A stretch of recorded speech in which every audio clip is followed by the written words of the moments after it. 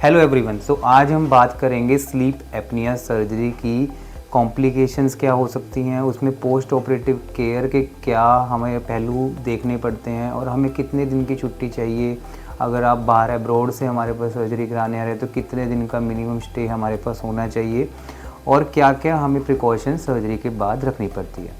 अक्सर ये सर्जरी 1.5 से 2 घंटे की रहती है। अगर आप ओटी में 9 बजे के अराउंड हम आपको लेके जाते हैं तो 11 बजे तक आप कंफर्टेबली रूम में आ जाते हैं।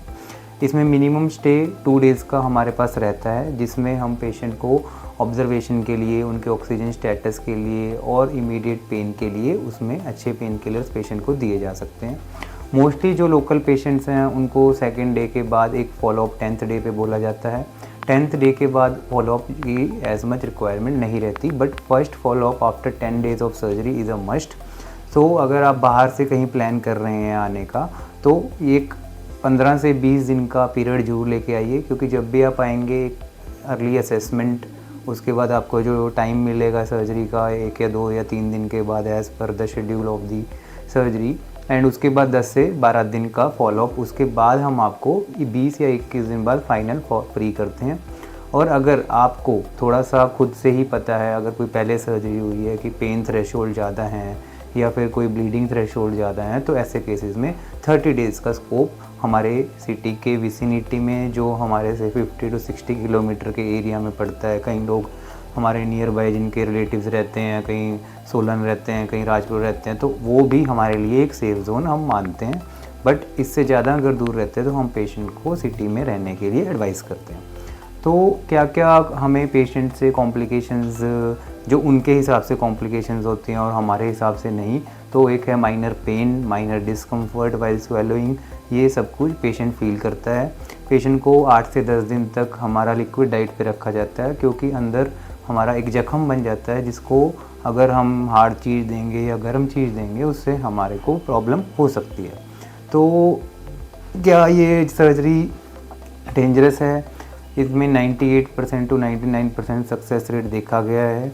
अगर आप थोड़ा सा धैर्य रखेंगे, थोड़ा सा पेन बियरिंग थ्रेशोल्ड्स को हमारे को जैसे भी आपको हो रहा है वैसे बताएंगे रेगुलरली, तो एज मच एज रिक्वायर्ड हम आपको पेन किलर्स और एंटीबायोटिक्स प्रिस्क्राइब कर देते हैं और उसके बाद आपका ये स्लीप एपनिया की प्रॉब्लम बहुत ही जल्दी ठीक हो जाती है।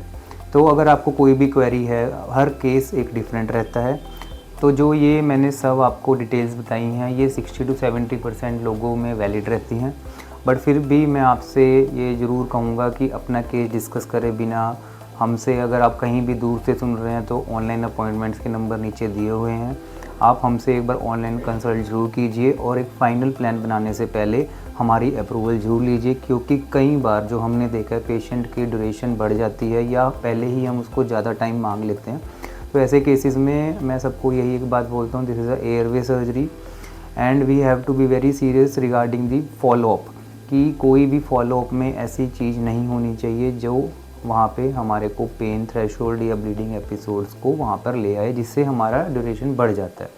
तो if we are vigilant towards your follow up and you are also vigilant what we are saying you are doing, so mostly 99.99% cases में कोई भी हमें प्रॉब्लम नहीं देखनी पड़ती। प्रॉब्लम वहीं आती है जब आप हमें हमारी बातों को लाइटली लेने लग जाते हैं, आपको लगता है कि ये तो डॉक्टर बोलेगा ही। बट प्लीज़ इस बात को समझिए, this is a airway surgery and whatever we are telling you and you are doing, हमें हमेशा ही गुड रिस्पॉन्स मिला है। Thank you.